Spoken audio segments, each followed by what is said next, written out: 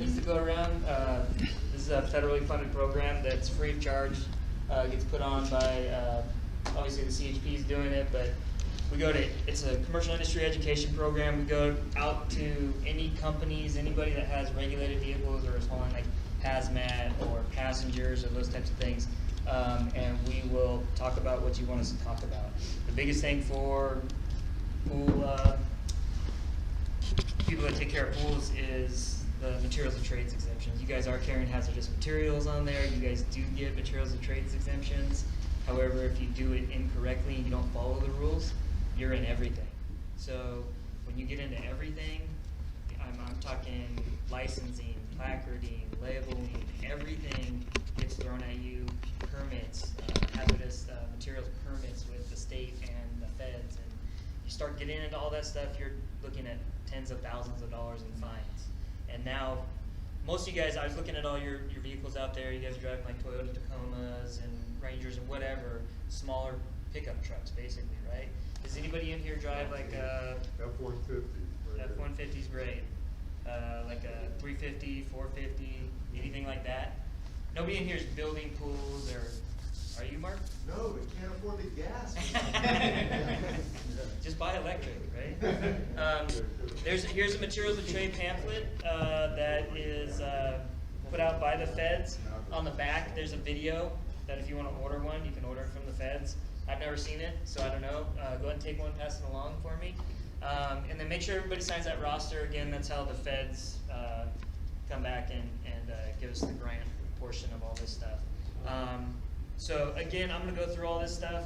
If anytime you guys have questions, go ahead and shoot them my way. I'm a pretty humble guy. If I don't know the answer, especially when it comes into like hazmat and stuff like that, it gets really, really tricky, and there's exceptions to the exceptions to the exceptions. So it takes a long time to look all that stuff up. I don't know if you guys are all familiar with Title 49, but that's what regulates all the hazmat. And it's a book like this thick, and there's all kinds of tables and stuff like that you got to go to for muriatic acid. You're looking that up, and then you got to look at all the exceptions. What kind of container can it be filled in? What kind of packaging is it in? What are the quantities, and yada yada yada, all that stuff. So how many times have you read that? It's not being read. It's going and reading the line, and then going to see this section, and then going, if it's carried this way, see this section, and bouncing back and forth. There's a lot of that in hazmat.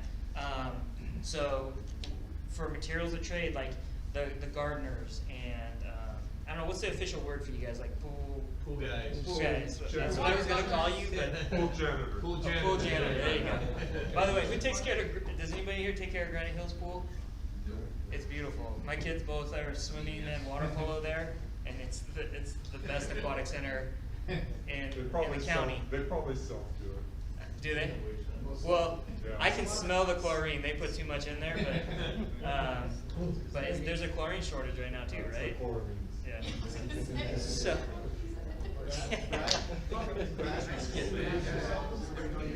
Yeah, I'm getting on there. So anyways, that's kind of just a little bit about us. So I'm going to talk to you about this stuff right here.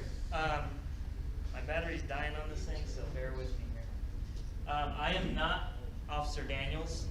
He's now a sergeant. He actually runs our hazmat program up in Sacramento. So the way the CHP is split up, we have 8 divisions. One, obviously, is headquarters up in Sacramento. They oversee all 8 divisions throughout the state. Here we're in Border Division. We oversee, in my unit, we oversee everything, basically Orange County or Riverside to Mexico all the way to Arizona. That's our division. My unit actually answers for all the commercial inspections in that area. So I've been doing this, I've been a highway patrol officer for 21 years now, and about 11 of that is commercial. So if I didn't say, my name is Brad Pennings. I enjoy commercial a lot. A lot of it is keeping people safe. A lot of the big trucks that we inspect are ones that are 80,000 pounds barreling down the road. You got family, I got family. We inspect those trucks to make sure they're safe. We also do hazardous materials inspections, the big tankers, and then we go down to like fumigation guys and pool guys or janitors. And we want to make sure that you guys are carrying your materials correctly. We actually just had somebody spill muriatic acid on the freeway, and it was closed for hours. You had that accident up in Oceanside. What's that? Accident. You had that incident up in Oceanside too, as you know, Yeah. a couple months ago too, so.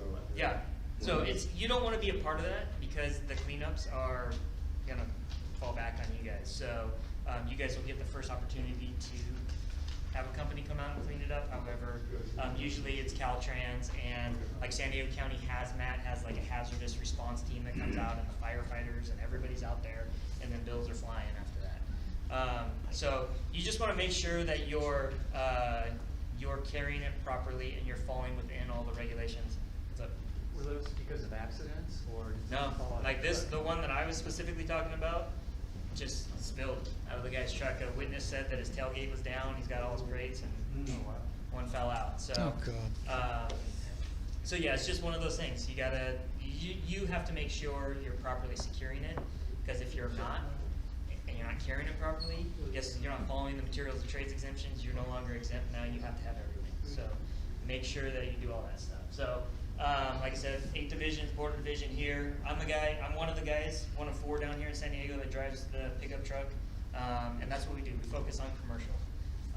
So we're not super bad guys. If you get stopped,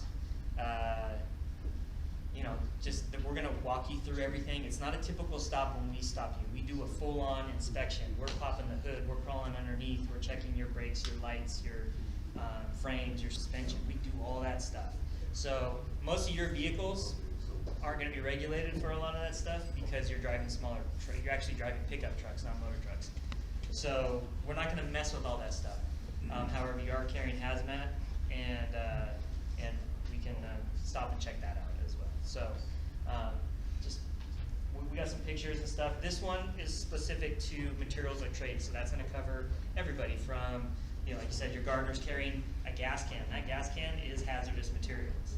So it's a materials of trade exemption though. Like, it would be crazy for everybody running to the gas station to fill up their lawnmower to have a hazmat license and placarding and everything, right? So there is exemptions out there. I'd already spoke on the CIEP program. It's a great program. Make sure if you guys have anybody else that needs help, or your company needs help, or anything like that, we will come out, we will talk to you guys free of charge. It doesn't matter to us. We'll do it all hours of the day as well, any day of the week. But are you transporting hazardous materials? It depends. You guys definitely are. I guarantee you everyone in here is transporting hazardous materials. You guys carry what, chlorine and muriatic acid? What else do you carry? Anything else? Okay. Chlorine tablets. Okay. Okay. So you guys got a good mix of everything in there. And most of you guys, when I see you driving down the road, you got your crates in the back. You're hauling your stuff. Like, you guys aren't doing anything great. Or any bad. I do see some guys that have some, you know, crates stacked pretty high over the edge. Like, that's dangerous. Like, because all it has to do is one swerve to avoid a kid in the street, or slamming on your brakes, and everything's flying. So that one would probably get stopped by me, and we'd have a little discussion about it and try to make sure you're safe. Okay. Question. Excuse me, I have a quick question. Yes. So we're familiar with the double stacking situation. If they're double stacked, they should be strapped. Do you want us to wait till the end for the questions? They have to be secured. No, you can answer it. All right, I didn't want to interrupt your. No, go ahead. So they need to be secured, but some trucks are deeper than others. So like larger F-150s, you can almost get a double stack. And see that's maybe 4 inches at the top of the tubs. But then you get some like Rangers where they're a lot shallower. Yeah. So I mean, is there a limit to how high you're looking at to say, hey, I'm going to fit that guy? No, I think it's common sense. Like, if I can articulate that your vehicle's unsafe or it's not loaded in a safe manner, I mean, I've seen enough accidents. I've picked enough stuff up off the freeways to know that, hey, all it takes is one evasive action and stuff's coming flying out. So it's kind of common sense. If you have to think about it, you probably should just throw some straps on there, make sure it's safe. And it's not Especially if you have MPs or no weight on those ones that are sitting on Yeah, the top. exactly. And then, Brad, as far as the actual gallon containers in the cases themselves, is there an issue with them being turned upside down or Yes. being upright with the? Yeah, we'll talk about that. There's gonna be like orientation labels and stuff like that. So we'll talk about that kind of stuff. Hopefully we'll touch on everything here. Sorry, this is kind of small for me. There's a lot of, not all chemicals are regulated by the DOT. There's hazardous substances.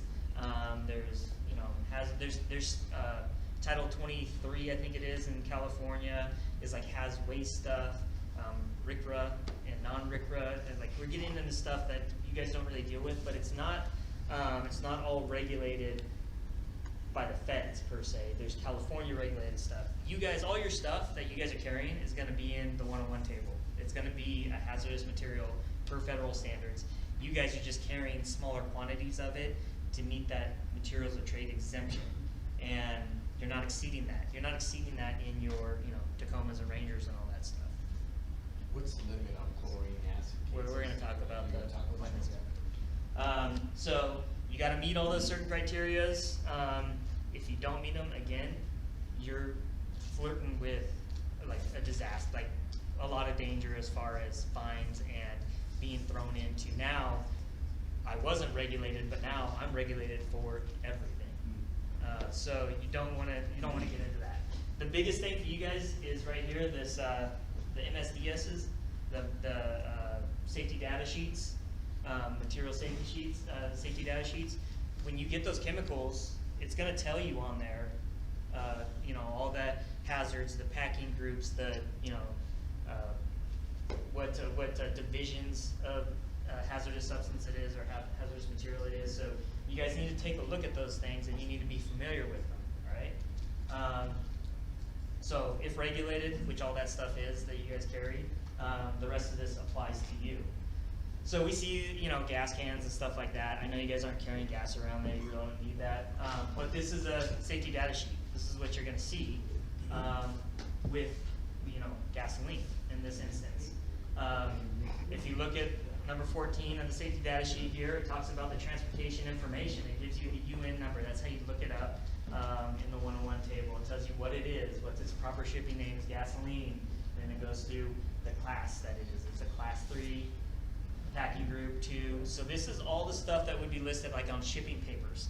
If you guys aren't carrying your you know, muriatic acid, you have something upside down or it's leaking or it's just not secured and you're thrown into everything, now you have to have shipping papers, you have to have, you know, placarding, you have to have a hazmat endorsement on your Class C license, and you start getting into everything just because you didn't do something correctly. So it's important that you guys follow all these things and pay attention to all these things. Like WD-40, go ahead, Mark.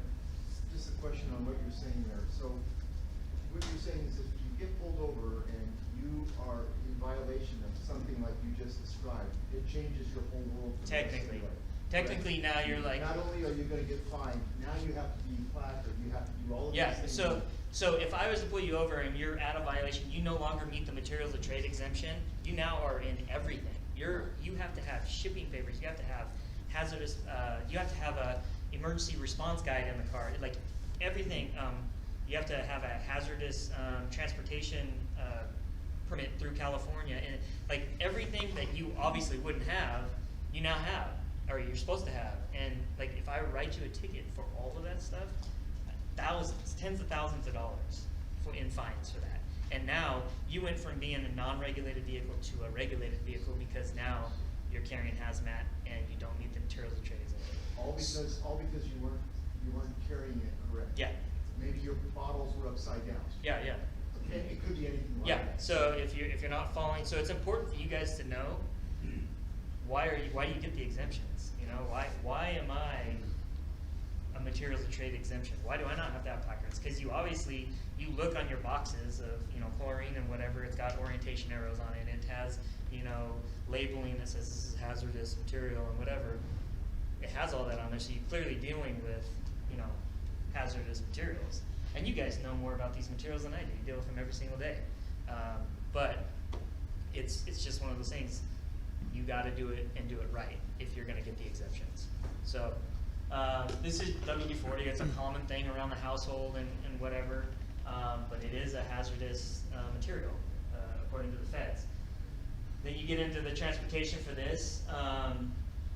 So it talks about what it is. Shipping papers are not required in limited quantities, so they get exemptions. The manufacturer knows when they send this out, if you're gonna get the exemption, this is how you're gonna get the exemption. It's gonna explain it to you there. It still has a UN number. It's an aerosol. It's a 2.1 division, and it's a limited quantity.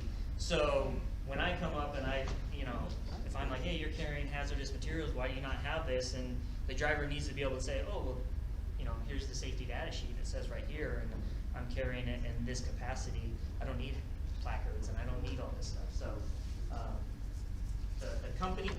the manufacturers don't want you to get in trouble too. They want you to be able to carry this product. Can you imagine if you guys all had to have all these things I'm talking about? It would be a pain, and people wouldn't. Either my pool would cost 5 times what it does to get taken care of every month, or nobody's gonna take care of pools because it's too much of a pain. So here's Roundup, and then Roundup says, the data provided in this section is for information only. Please apply the appropriate regulations properly to classify your shipment for transportation. No hazardous under the applicable DOT. So again, you got your limited quantities there. So how do we regulate all this stuff? We start by the vehicle code. California starts with the vehicle code. The vehicle code gives us Title 13. So Title 13 gives us the authority to get into Title 49. So basically, the vehicle code says, hey, we can enforce Title 13 and Title 23 and Title 22 and all those.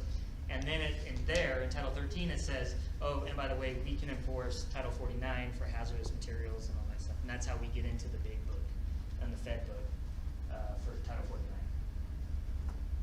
So I said this already, hazmat regulations, they're so expensive. If you get a hazardous material ticket for any of this stuff, you're not going to be happy about it. It's not cheap, and it shouldn't be.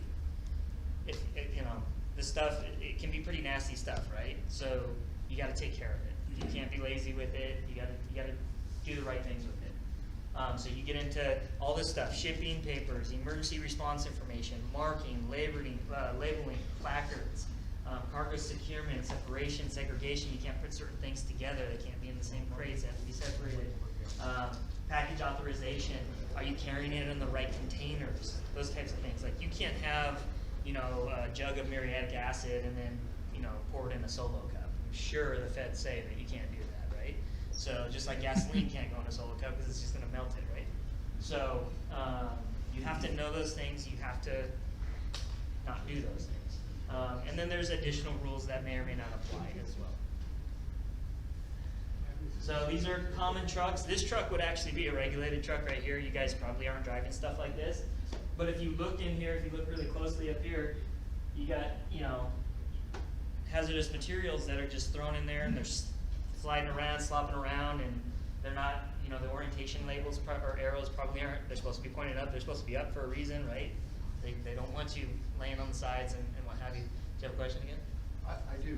Not a question there. In addition to what you were just talking about on the previous slide, when it comes to, say, a bottle of muriatic acid and 3 bottles of chlorine, even if they're empty, that empty bottle of muriatic acid cannot be in the same case as the 3 empty bottles of chlorine. I would have to look.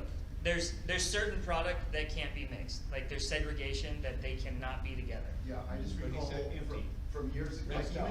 even empty, I recall years ago, CHP at our meeting saying you can't even put different bottles into the same case. It's very possible. Yeah. Without having everything in here and going through the segregation tables and all that stuff, I can't honestly tell you.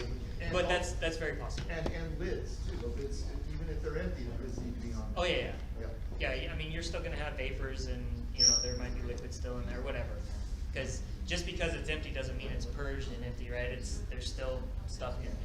Yeah, not everybody does like me. When I empty an acid or a chlorine container, I put about a third. I fill it up with fresh water, shake it around and empty it out again before I put it back in the case. Yeah. I don't think everybody does that, so there could be. No, they probably don't. There's residual probably, like that. and then it comes down to just Why do we have to fill not this wanting out? to take the time, They said the or feds are for lack of a better covering- word, being lazy. The feds are giving them money But or lazy something will to cost you run money. the show, get they you in need an trouble. hose here. So, That's what he hopefully said. you guys aren't doing stuff like this and just throwing it on a flatbed and driving They have to around and record it's it. bouncing around and doing everything, cause that's gonna get my attention, and then we're gonna talk after Well, I'm that. sure our distributors, Brianna could probably talk to this, I mean, they do Oh, that deliveries and goes with stuff the for list, trucks yeah. like this, so. That pen goes with the I'm sure list. there's additional training for those drivers that are Did- driving You around. guys do Did that not pen even go wanna with the know list? the amount Oh, it's of given to me. expensive Right. stuff my Yeah, it company goes has to with the go list. through to do It's not deliveries mine. for you Yeah, guys. yeah. Please listen to this Yeah. very educated gentleman and don't Yeah. be put on the blacklist, cause you Yeah, guys so- will never forget it. I think you guys are right over there for Clean Macker, right? Yep. So I hang No, out in that we're area a not. lot, and I've gotten some cool guys and whatever, that are actually driving regulated vehicles, but the whole point of this is just to educate you guys, like, we're not the bad guys, we're not out there, we're not like, yes, I got this guy, and yes, you know, like, we're towing this guy, and I'm writing, I don't like writing tickets, I don't like doing all that stuff. I would much rather just sit here and talk to you. I spend more time talking and explaining inspections than I do actually doing the inspections, because I feel it goes a little bit further. When I'm a little bit more personable with you, I'd rather sit down and take the time and be like, hey, this is why you have to do it. And then the next time, if I meet you and you're still doing the same thing, I'm not as nice. So, Yes, and also, you're helping to avoid a freeway shutdown Right. because somebody had to make a maneuver to avoid something and 2 cases fell Right. out of the truck. and an expensive one too, because if they know you spilled it, I guarantee you the fire department and the hazardous cleanup crews and Caltrans, and you would be amazed at how many people are out there at these scenes, and they're charging you for it. With phones, taking Oh, yeah. photos, yeah. So if you have an accident, you roll over, are you still liable? Are you considered to have been irresponsible, even though if your chemicals were well placed in the truck? I don't know. I mean, it's still going to be a hazmat release and spill. So, Somebody's are gonna- you going to get Somebody's fined? going to be responsible. Even for though it. you were following the rules, are they going to take your word for it? And are they going to say, well, you I screwed? can't say. Yeah, I mean, every case is different. So I couldn't tell you. So in other words, if anything, for any reason, stuff spills out of your truck and the fire department gets called out, you're financially responsible for that? Yeah, I mean, what happens after is beyond my scope of everything. Like, But, I don't know. but it sounds like you're saying that they will get called out. If they get called out, you're Well, on. no, You're on. the fire department will. They will roll out there. We'll roll out there. Anytime there's like a hazardous material spill, we get called to it. So because we're the commercial guys. Is we that, come out. does that generally end up with the driver getting charged? Huh? No idea. There's probably an incident report for every. There is. There particular would be case. an incident report. We fill out hazardous material spill paperwork. I'm not asking you if there's an incident report. I'm Right. asking you if you're financially What responsible. I'm telling you is, we fill out the paperwork, and I don't know where it goes from there. I don't Okay. know who does what I see. from there. So I know that whoever the product spilled from gets the first opportunity at cleanup. If you're like, hey, I don't want them to do that. I want this company to do it. Oh, you can name it. So You yeah, can but choose. most people don't do that. We can't do it ourselves. No, you would have to have like an actual hazardous materials cleanup safety. Like most people will call Yeah, no, Chemtrec, and Chemtrec's gonna tell them I what to thought do in they were case of gonna an hold me emergency. accountable for something. And those types of things, or like there's other There's no phone companies out number there or- that people will call. So, No. so materials of trade, you have relaxed requirements for you guys. As long as you follow the rules, you pretty much get away with not having all this extra stuff, right?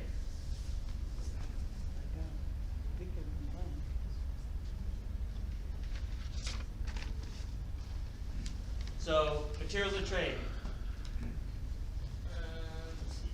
Here's the definition of materials of trade. It means a hazardous material other than hazardous waste that is carried on a motor vehicle for the purposes of protecting the health and safety of the motor vehicle operator or passengers, for the purpose of supporting an operation or maintenance of the motor vehicle, including its auxiliary equipment, or by a private motor carrier, you guys, including vehicles operated by a rail carrier in direct support of a principal business, you guys, that is other than transportation by motor vehicles. So you guys are gonna fall into that materials of trade, but there's limitations. They're listed in Title 49. That's where you see the CFR, Title 49 CFR 173.6, if you guys care to go look it up. You're gonna talk about the different classes. You have class 3, 8, 9, and then division 4.1, 5.1, 5.2, 6.1, and then you got like the household products as well. Gross mass or capacity cannot exceed. So depending, so you guys remember the safety data sheets that are gonna come with your chlorine or your muriatic acid or what have you. It's gonna have there on there, and it's gonna tell you, you know, the packing groups. So packing group 1, you can't exceed that 1 pound or 1 pint. Packing group 2, 3, or R&D, which is the household stuff, 8 gallons or 66 pounds. 400 gallons of class 9 dilute mixture, 2%. So division 2.1, 2.2, and cylinder, you guys don't carry cylinders and stuff, that's like welders and everything. Can't be over 220 pounds. So there's your class 3s, flammables, your corrosives, that's probably you guys right there, right? Miscellaneous. Division 4s, flammables, oxidizers, that's probably you guys too, right? And then poison inhalation hazards would be like your fumigation guys, but they don't get this. So, and then there's your O&D. So chlorine, how many pounds are we allowed to carry? I don't know what class it is. It's a 2. Is it a 2? So if you look on the 66 pounds. class 2, well, it depends on the packing group. So it can't be over 220 20 pounds, and then whatever packing group that it is, you have to look at that. So I don't have the book with me to look it up for you. Do you know the packing group? From what I was told and understood from our last bit inspection is the 4x1 cases on chlorine is not considered hazmat material. Stored appropriately, if you guys get in an accident, something happens, I can't speak on liability, however, that's what we were told. Acid, on the other hand, anybody who has a non-commercial license or does not have a hazmat endorsement, your cap is 1,000 pounds. That's total in the vehicle. So That's what I was told. So Oh, we can't hold 1,000 pounds. yeah, you, Well, well, you're yeah, you getting get under. your tabs, cal-hypo, all that stuff though too, is all considered that same class level, so. Yeah, so you're getting under that. You guys aren't touching this. Okay. So you guys are gonna be materials of trade. You're not, now, if you had a stake bed truck and you filled it up, you might be reaching that, those limits, and you This wouldn't with be considered 26 materials cases of in trade. it. When I go It's a lot. to a camper, at a camper show, they'll just stack them inside the camper. So division 4.3, you guys aren't any of that. Poison by inhalation hazards are not eligible for MOT. That's what I was talking about, like the fumigation rates. So here's the packaging. It has to be leak tight, sift proof, closed, secured against shifting, protected from damage. You don't meet those things, you're not material of trade. Okay?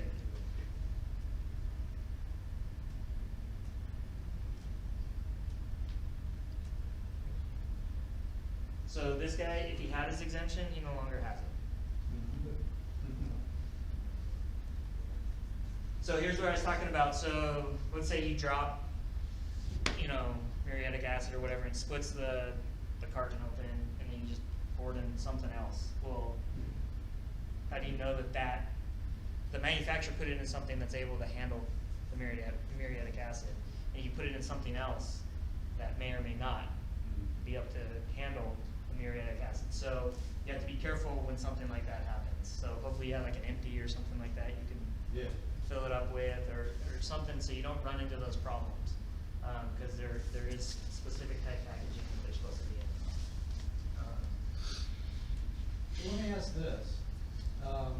Most of the time, when we're buying liquid, either chlorine or muriatic acid, they catch any leakers from the manufacturer.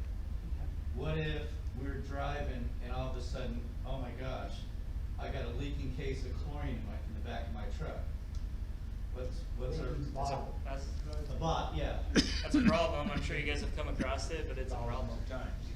Yeah. It's a problem because it's no longer, it's a leaking package. It's a leaking package of hazmat. Need a So, funnel. But that, the cases are approved. The cases are. cases are approved, but you have a leaking package. Yeah. So, you're in trouble. But it leaks into the case. The case is rarely It leaks. doesn't matter. Yeah, yeah. It doesn't matter. You can't have a leaking package. Let's say we just got some new juice. Doesn't matter. It's a problem. I'm glad I'm out of business.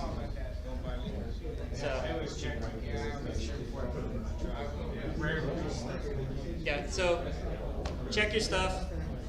Check it before you leave. Check it after every job. Yeah. Do what you have to do to make sure you don't got a leak. It's rare, I mean, it's very rare, but when it happens, I just bring it right back and trade it for another one. Yeah. It's a problem because it said right there, no leaking packages, right? Alright. It can't leak, sift, all that I'll stuff. turn myself in. Shift. So, I mean, because if I pull you over and I see you have a leaking package, guess what? You're out of service. You're not going anywhere. And we're gonna make sure it gets cleaned up. Like people are gonna get calls for that. Well, you didn't catch my license plate on the way. Just can't take the things out and put, So get a obviously funnel this is a and put it in problem. This is another just people container. being lazy. It's They're ridiculous. not securing their packages. Those bags are gonna rip on the pallet. I mean, it's not just you guys. There's your orientation labels, and the boxes are gonna have, they call it communication on the boxes. All that stuff on there is communicating. It's telling us, the packing group. It's got a hazardous label on there for the inhalation. It's got the orientation arrows. It's got all this information up here that tells us what type of box it's in, so we can look that up to make sure that that box actually can handle what's in that package. And it's going to tell us, the common or shipping name. It's going to tell us if it's a reportable quantity for hazardous substances. It's going to tell us all the good stuff that we need to know to find out what's in that box and make sure that you guys are carrying it properly is going to be there. If that box is laying on its side, guess what? Those arrows are supposed to be pointing up. So, now, don't do something like have it lay on its side, have an empty box and just throw it in there and have it lay on its side, because I'm going to see that and I'm going to be like, oh, he's not following the rules, and then you're going to get stopped, and then it just goes bad from there for something just because you threw a box in the back of your truck. So down there it says driver must be aware of the hazmat that they're carrying, and then as well as that second bullet point, be informed of the materials of trade requirements. So obviously you need to know when your materials of trade and why your materials of trade and all the things that's going to keep you into materials of trade. So materials of trade, maximum quantity on the vehicle or combination, except for the class 9, is 440 pounds aggregate gross weight of all packages and their contents. Okay. So if the requirements are not met, you got 3 high in your Ranger and they're swaying back and forth every turn you make, you're not meeting the requirements. Well, guess what? Now you need shipping papers, you need emergency response information, you need marking, you need labeling, you need placarding, you need training, you need a hazmat license. And now, guess what? You're now thrown into the bid inspections, where you weren't before, because you weren't regulated, but now you are. So when I turn in that inspection, it's going to go, you're going to be an automatic failure, they're going to come and they're going to knock on your door, be like, hey CHP, we're here to do your bid inspection. You're like, what? Materials of trade. And they're like, no, here's the inspection. So don't fall into that stuff, okay? You guys should probably, you're not required to carry one of these, but you probably should. It's an emergency response guide. It, along with your safety data sheet, it's going to give you good information. It's going to tell you what you need to do, distances to stand off, all the hazards and everything. We carry one of those in our trucks. I'm going to zip real quick through. I have one that's specific to pool guys.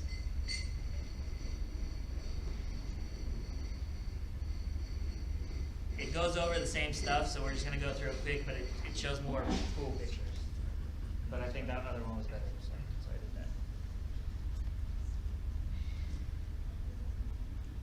that. Again, this was put together by the same guy. You guys know what the CIEP program is? You're carrying one of those things. We already talked about all pool chemicals aren't. Here you go. You guys are all that stuff, right? So you guys carry that stuff.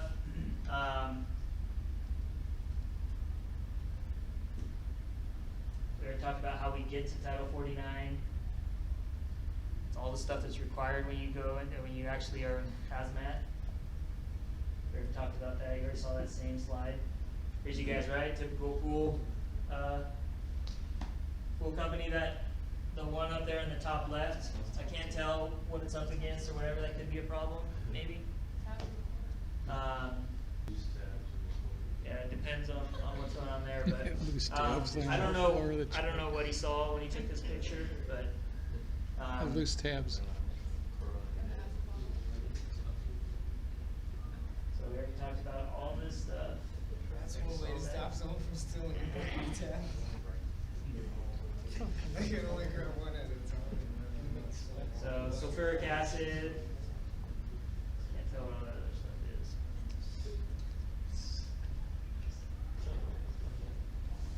So we talked about all this stuff. There's you guys, right? Muriatic acid. So what do you guys carry the most of? Is it muriatic acid? Is it chlorine? Brad, you are aware that Why is that? the lids and the caps on the bottles are breathable. Okay. You're aware of that, yes? No. But Excuse me. How come that in Home Depot is, that one package there, that acid was in a cardboard box, but ours comes in a plastic crate? That cardboard box is not acid durable. It can't I stand can tell you why. it. Because that cardboard box, those are disposables. They're not, you don't trade them in. They're But they could designed leak. and secured to be thrown away when they're finished. So chemicals are. So the acid is not the same strength that you So if guys I carry. wanted to, I could put. No. The acid that you buy at Home Depot and the chlorine that you buy at Home Depot are disposable. They're nowhere near the same strength and potency that you guys carry when you get it from me, for example. So therefore, you can carry those non-deposit, that's what they're called, non-deposit acids and stuff, and that's why they're allowed to So it's not as sell in strong. cardboard boxes. So yeah, it's still going to be a hazardous material, but because it's weaker, apparently, DOT is going to say, okay, it can be carried in a different packaging. So chlorine is weaker too? Oh, Yes. good, yeah. Significantly. It's like 8%. It's designed to be thrown away when you're done. All right, thank you. So that's for your homeowner, right? They're going to go and just do that. Right. Correct. They're going to mess their pools all up, so you guys don't come fix them later. Or when you get it out, you have to go there. So, sir, Yeah. what Brianna was saying a while back about the chlorine not being considered a hazardous material, do you No, it's a hazardous material. So it's going to be, when you look in the 101 table, I guarantee you chlorine's in there. So it's a hazardous material for the feds. So there's going to be exemptions. You're looking at the materials of trade exemptions for the chlorine. So I don't know exactly who told her or what told her. You know, I don't know. I wasn't there for that conversation. So sometimes stuff gets lost in translation. I don't know. Okay. But as long as you guys aren't ever going to touch the 440 pounds and whatever it was for the materials of trade exemption, you're going to be fine, unless you're hauling, you know, a 48-foot semi-trailer behind you. You know what I mean? Like, what kind of truck did you drive? Tacoma. Yeah, so you're not fitting. I put air suspension on my Tacoma so I can haul a lot more. So what about like diatomaceous earth? Is that DEB? That comes in a bag. I put it in a bucket. Am I in violation of something? I don't know. I would have to look it up. Not the label. If it's not listed, It's not hazardous? No. because I'm gonna go to Appendix A and I'm gonna look and see if it's in there for like reportable quantities and stuff like that. If it's not in there, I'm looking in the 101 table. If it's not in the 101 table, But Chris, you could be in violation if it's wrong labeled. So if you're putting it into like a tap bucket, if you're not Oh, yeah. crossing it off and labeling it Yeah. properly, Okay, I then do that that. for could sure, be that's a very good point. Yeah, you can't put other stuff in. Right. That makes sense. Yeah, But like you what get I'm your saying is, like, chlorine- I can't keep a bag if it Yeah. gets wet. Done. Yeah, don't put stuff in That's Yeah, not. don't put Yeah. things in wrong label. That's a good point. If I spray paint it off and put DE and Yeah, then something you like could, that. Yeah, it would have to be very noticeable, like. I cut the label off the bag and put it inside the container. No, it's gotta be outside. It's not good enough. I gotta be able to see that, like, if you were to like roll over and crash or whatever, you got stuff, I gotta be able to like, see what it is. Okay. So. I mean, I spray paint it right on the DE. So,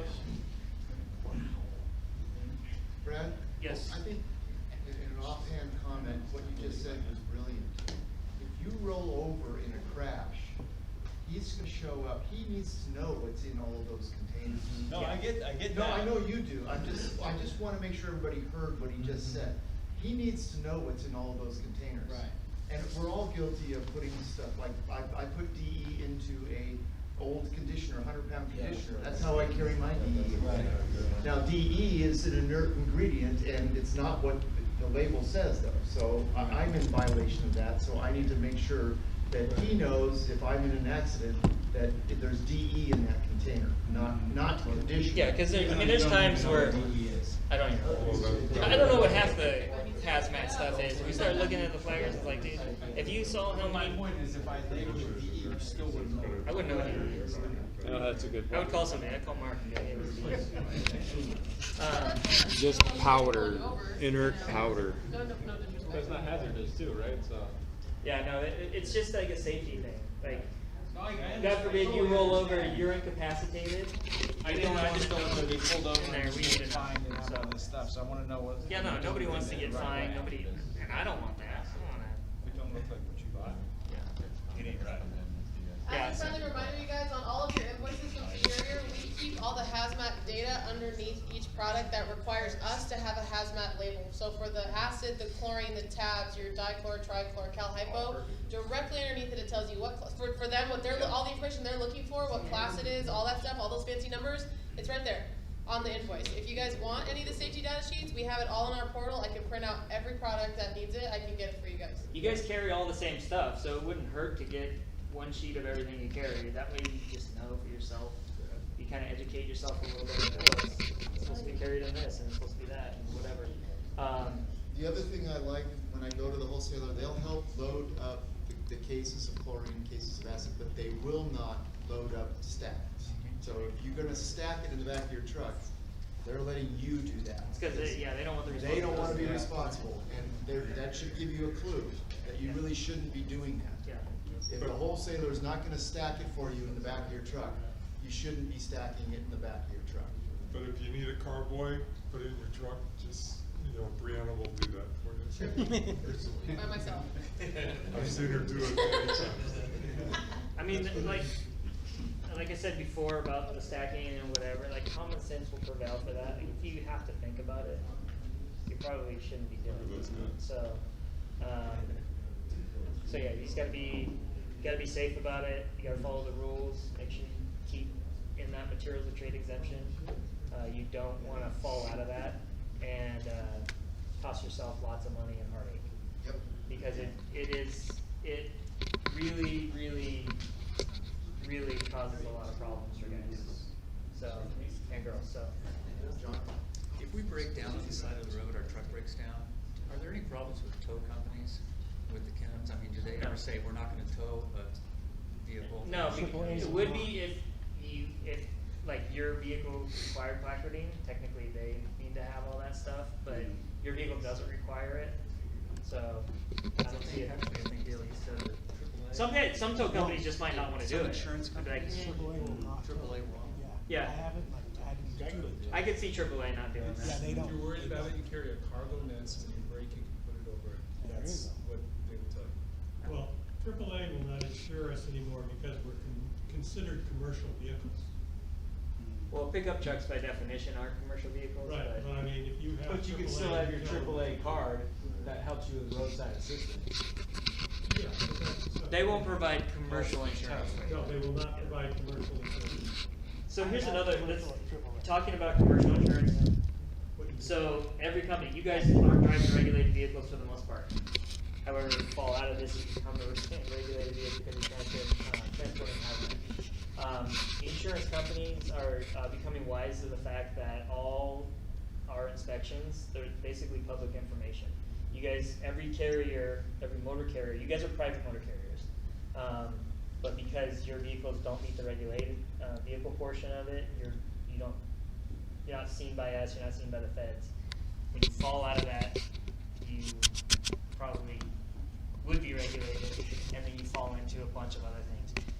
One of those is you get a carrier safety score that you're tracked every single ticket, accident, inspection that we do, and companies are finding it hard because the insurance companies are going on and looking it up and they're saying, oh my gosh, you had all kinds of problems, we're not going to insure you anymore.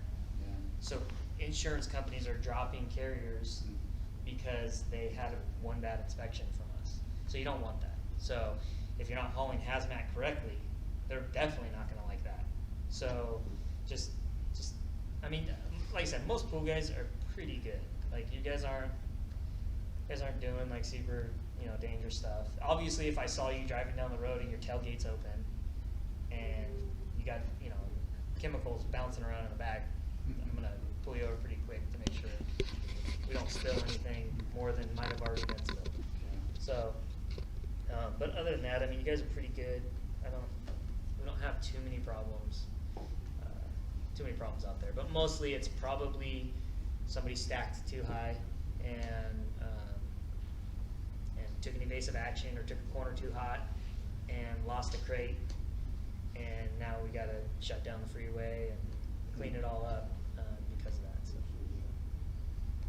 But that's all I got. If you guys have any other questions or concerns, I'm not really going to go into the whole inspection process because you guys don't fall into that.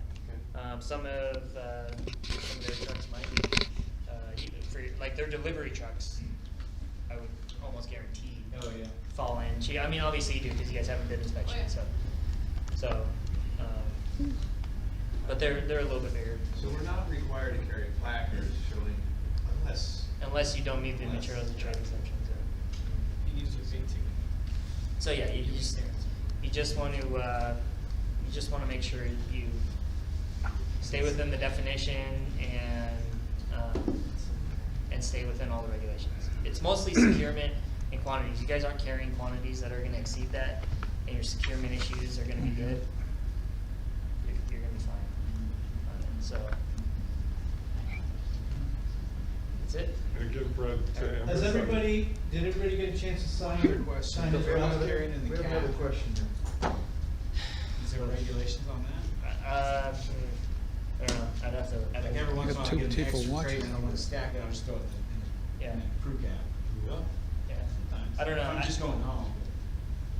I would have to look it up on that one. But it might depend on what it is. But So I took a class 20 years ago, a class 10 years ago, and this stuff scared me to death. It scares everyone here to death. yeah. No one's gonna remember all the data sheets and all that stuff. But it's good for us to be reminded. It's good for us to be scared. After I was scared, I thought, how do I deal with this so I don't get a fine? So guys, there's some real simple things. If you have an accident, take care of it yourself right then, and no one gets involved. And by that I mean, if you spill some acid on the side of the road, do you guys know how to clean it up? It's real simple. Throw some DE on it, mop it up with your brush, put it in an empty container, which is made to hold acid. You've contained it, you can go. If a policeman pulls up at the time, you don't get nervous because he sees you know what you're doing. You contained it. If you spill some chlorine, you throw the DE on that. But back to the acid. Because DE is non-reactive, you throw some soda ash in with your DE, put it on there, mop it around, put it in your bucket. You've contained it. You've done 90% of everything Hazmat is going to do. You had the knowledge. And most people, when they see that, are going to leave you alone as far as police. Had a pool employee roll a truck. I was out there and I cleaned it up before they got there.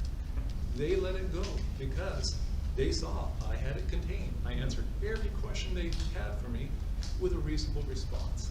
They don't want to be the bad guy. If they see you're proactive, you avoid those huge, huge bills. I heard about a guy having an empty can go out of his truck and it was $10,000 because there was 2 ounces of chlorine in it. If he had just stopped and picked it up, he wouldn't have had that. So just There's some simple things like that. Guys here will tell you how to do it. Things like algicides and stuff, not a big deal. Throw some DE on it, put it in the bucket. You contained it.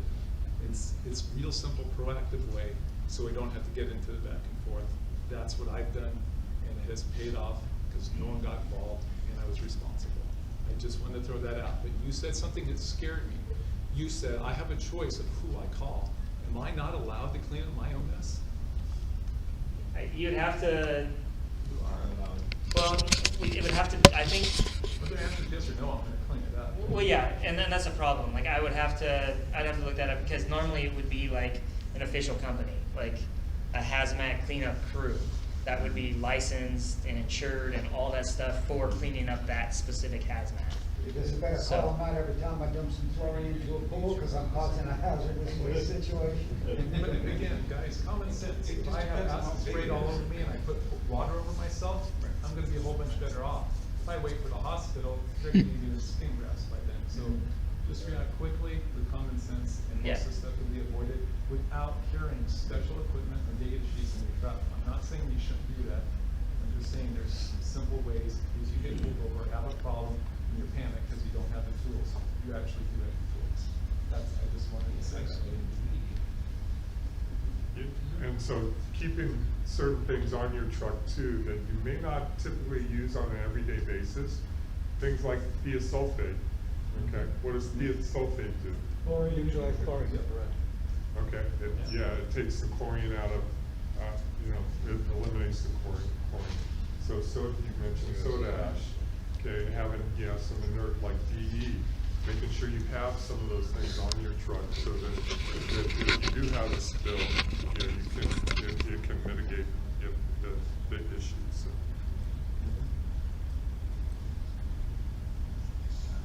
Any other questions for Brad? I'm just, again, emphasizing up, down, or bottles upside down, that's an issue. Well, yeah, because you're gonna think that they're leaking or they're not leaking or Right. whatever. I know you said that they Because I see that, vent or that's whatever. one of the things I see a lot with pool guys is, they do it because it tells them that, okay, it's empty, they don't have that, but if anything, just, how about, although, is this an issue, just having it upright with the cap off? Yes. Yeah, I mean, you can't have anything that can leak or spill or anything like Right. that. So So even if me it's driving empty- down the road with the cap off, that's gonna be an issue for me. Okay. So I don't even know your, if that's empty. so your empties, even though your rinsing out still should have. Has it been purged and all that stuff too? I mean, there's, I don't know that. So, and then when I pull you over, there's all kinds of stuff over that too.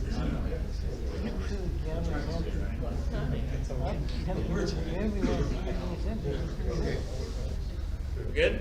Great job. Okay, Yeah, good. thank you. Brad.